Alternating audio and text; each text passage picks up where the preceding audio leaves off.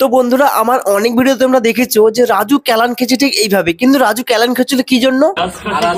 ভাঙা হাতে খাওয়া হবে, 4 তারিখে খেলা হবে। হ্যাঁ বন্ধুরা, রাজু এইভাবে শিব মন্দিরে মাংস রান্না করে মাংস খেয়েছিল আর বলছিল 4 তারিখে খেলা হবে। আর এই সত্যি সত্যি মানুষ খেলছে, একদম ট্রেনের মধ্যে একদম কুঁদে দিচ্ছে, যে পাচ্ছে সে কুঁজে দিচ্ছে।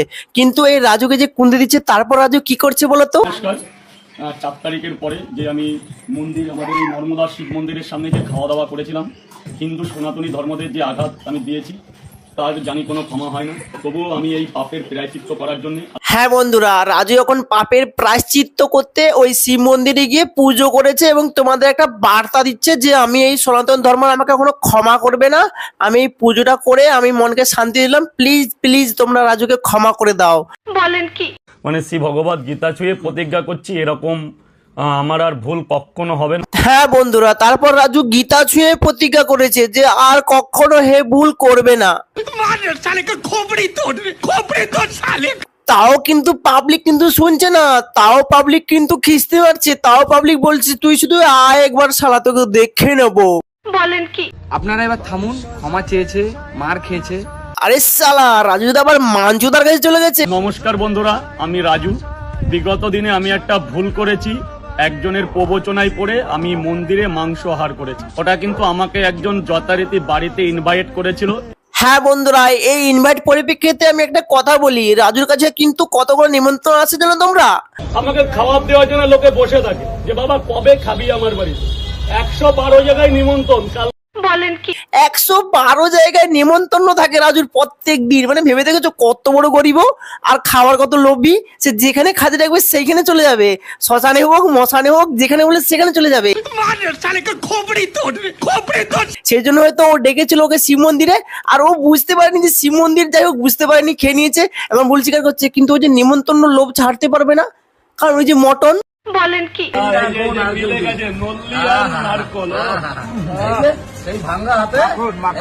আর হ্যাঁ, ওই মটনের নলিটা চুষছিল এখন, চুষছিল আর বলছিল 4 তারিখে খেলা হবে। ওই 4 তারিখের পরে না মানুষের ট্রেনের মধ্যে এমন খেলে দিয়েছে না, রাজু একদম মাথা ঘুরে গেছে।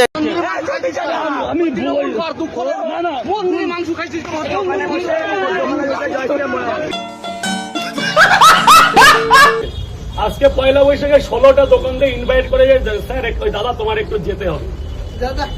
যাবে না 16 জায়গাতেই যাবো। আবার 16 জায়গাতে আজকে নিমন্ত্রণ ছিল, আর রাজু বলছে 16 জায়গাতে খাইতে যাবে। মানে সত্যি বলছি, ওটা পেট না পুকুর? বলেন কি? মানে সবার ইনভাইটে রক্ষা করতেই হবে। কি বললাম? ওই যেখানে শ্মশানে মশানে যেখানে থাকবে সেইখানে খাইতে চলে যাবে রাজু। এ তো একটা বড় কারণ ছিল, রাজু খুব খাওয়ার লোভী ছিল, যেখানে ডাকতো সেখানে খাইতে চলে যেত। আর একটা কারণ ছিল, ওই ধর্মীয় ঈদে মানুষকে লাড্ডু খাইয়েছিল। ধর্মীয় ঈদে কি বলেছিলাম? লাল লাল লাড্ডু খাওয়াবো। কই আর এক কৌটো কই?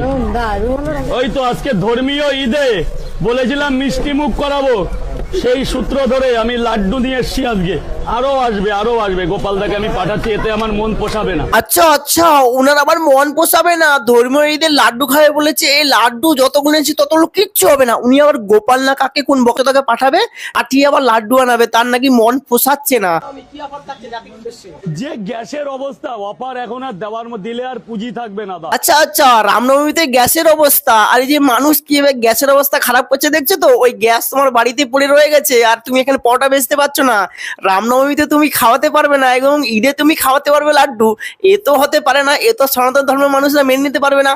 মানে রামনবমী একটা মহান দিন, এর জন্য মহান দিনের ভগবান শ্রীরামকে প্রণাম জানালাম। ও কেমন হেলে দুলে কথা বলছে দেখছো? ও রামনবমীতে রামকে প্রণাম জানালাম, আর কি বা করবো? কেন ঈদে আল্লাহকে একটু প্রণাম জানালে হতো না?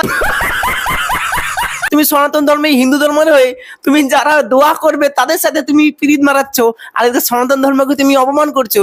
তা পাবলিক কি খেপবে না? কি মানে ভালো থাকবে পাবলিক? না পাবলিক তোমাকে কেলাবে না, তোমাকে পুজো করবে? তোবা তোবা তোবা, তারা মুড খারাপ করে দিল। এটা বলে দিলাম, সাপড়ি ব্লগারদের জন্য হয়েছে। তো ব্লগারদের ইমিডিয়েট ওর যেরকম পারিশ্রমিক না, ডিজে অরুণ দেওয়াটা পারিশ্রমিক না, একটু ভালো করে বলো। পানিশমেন্ট হচ্ছে, ব্লগারদেরও নিয়ে সেই পানিশমেন্টটা দেওয়া উচিত। হ্যাঁ, একদম ডিজে অরুণ, সেই যে বাদশা 500 টাকা ফোন পে করুন, কান ধরবে ডিজে অরুণ। সেই বাদশা কিন্তু একটা খাঁটি কথা বলেছে এতদিনে, যে ওই ব্লগারদের জন্যই, ছাপড়ি ব্লগারদের জন্যই যতটাতে ঝামেলা। কিন্তু ওই ছাপড়ি ব্লগারদের যে প্রশ্রয় দিয়েছে কে? ওই যে পকেট পরোটা রাজু।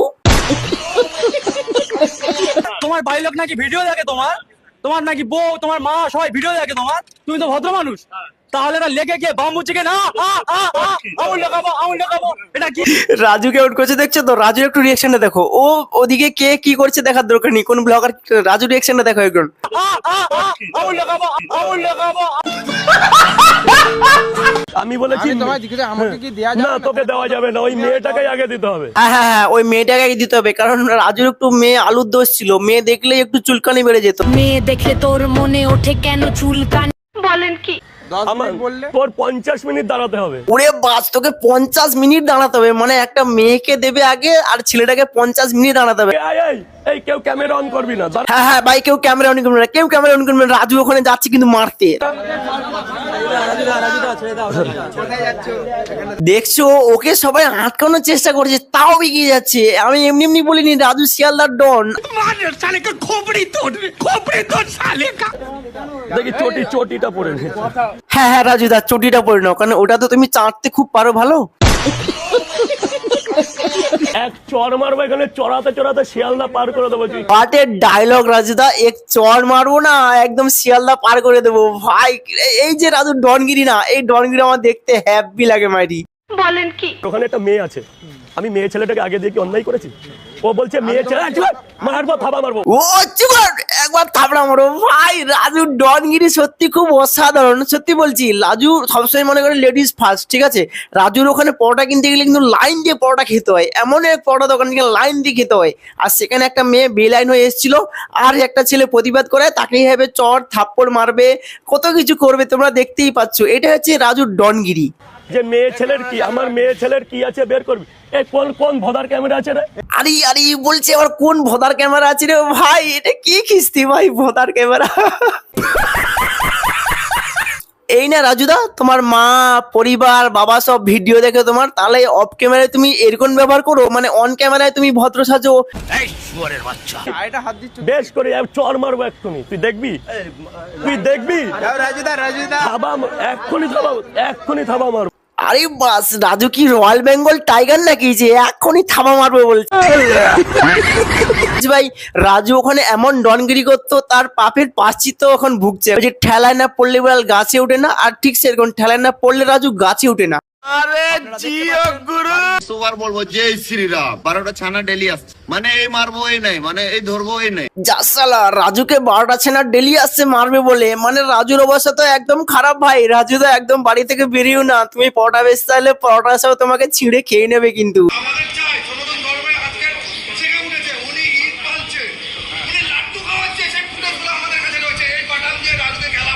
এই বাবা কি দেখছি আমি, রাজুকে মারার জন্য লোক তাড়া নিয়ে আসছে।